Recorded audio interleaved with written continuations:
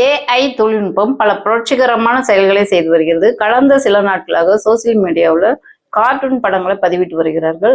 இந்த கார்ட்டூன் படம் ஏஐ தொழில்நுட்பத்தின் உதவியால தங்களுடைய புகைப்படத்தை பதிவிட்டு கார்ட்டூனை பரப்புறாங்க.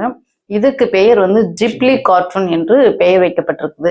இந்த ஜிப்லி கார்ட்டூன் எப்போது யாரால் உருவாக்கப்பட்டது, இதனுடைய நன்மைகள் என்ன, தீமைகள் என்ன, அது குறித்து தான் இந்த காணொலியில பார்க்க போறோம். இப்போ காணொலிக்குள்ள போறதுக்கு முன்னாடி நம்மளுடைய திராவிட பேச்சரங்க சேனலை சப்ஸ்கிரைப் பண்ணிக்கோங்க.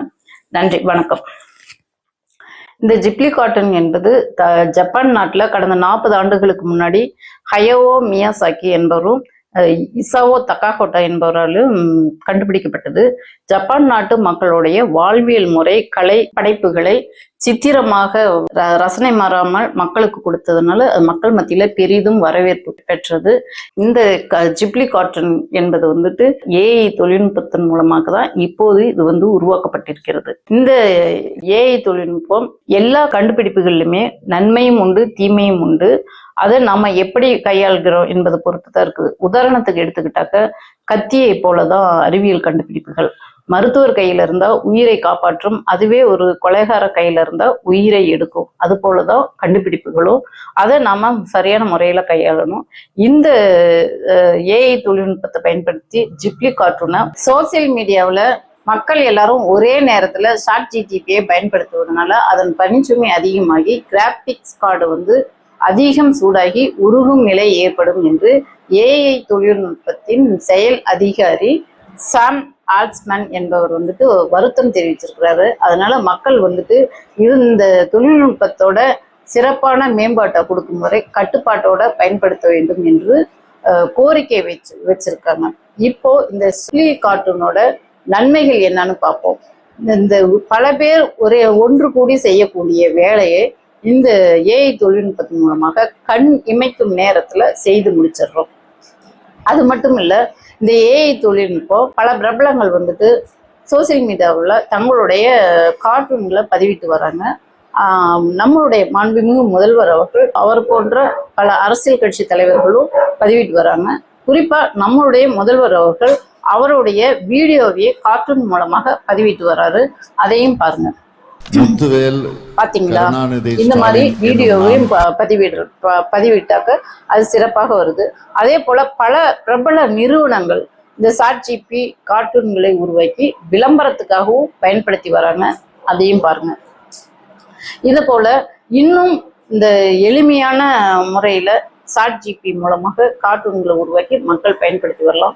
அது மட்டும் இல்ல, இந்த சாட்ஜிபி மூலமாக கவிதைகளுக்கு தேவையான சித்திரங்களை தங்களே சுயமாக உருவாக்கி கொள்ள வசதியாக இருக்கிறது. இதனால சமூக ஊடகங்கள் மூலமாக எழுத்தாளர்கள், இலக்கியவாதிகள் சமூக வலைத்தளங்கள் மூலமாக அறிமுகப்படுத்தப்படுவார்கள்.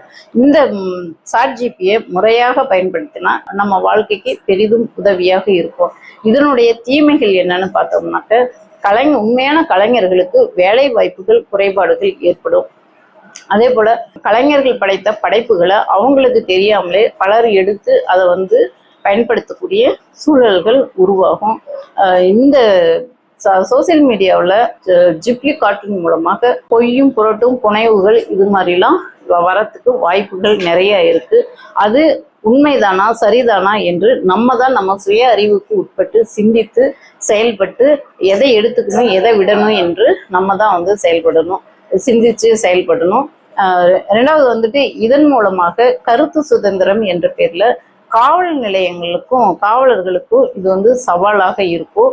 இந்த சோசியல் மீடியாவுக்கு என்று சாட்ஜிபியை தொழில்நுட்பத்துக்கு என்று இதுவரைக்கும் சட்ட விதிமுறைகளோ கட்டுப்பாடுகளோ எதுவும் விதிக்காததுனால இதை பலரும் பயன்படுத்தக்கூடிய ஒரு சூழல் உருவாகி இருக்குது. இதை வருங்காலங்கள்ல அரசாங்கம் இதுக்காக வேண்டி விதிமுறைகள் விதிக்கக்கூடிய வாய்ப்புகள் மிகவும் அதிகமாக இருக்கு. எந்த ஒரு தொழில்நுட்பத்தையும் நம்ம எப்படி அதை எடுத்துக்கொண்டு கையாள்கிறோம் என்பதை பொறுத்து தான் இந்த ஒரு தொழில்நுட்பத்தை பயன்பாடு அதிக நன்மைக்காக பயன்படுத்திக்கிறோமா அல்லது அதன் தீமையை பயன்படுத்துறோமா என்பது அது நம்மளுடைய பயன்படுத்தக்கூடிய விதத்துல தான் இருக்கு. இந்த காணொலியை பார்க்குறவங்க உங்களுடைய கருத்துக்களை பகிர்ந்து ஆதரவு கொடுக்குமாறு அன்போடு கேட்டுக்கொள்கிறேன். நன்றி, வணக்கம்.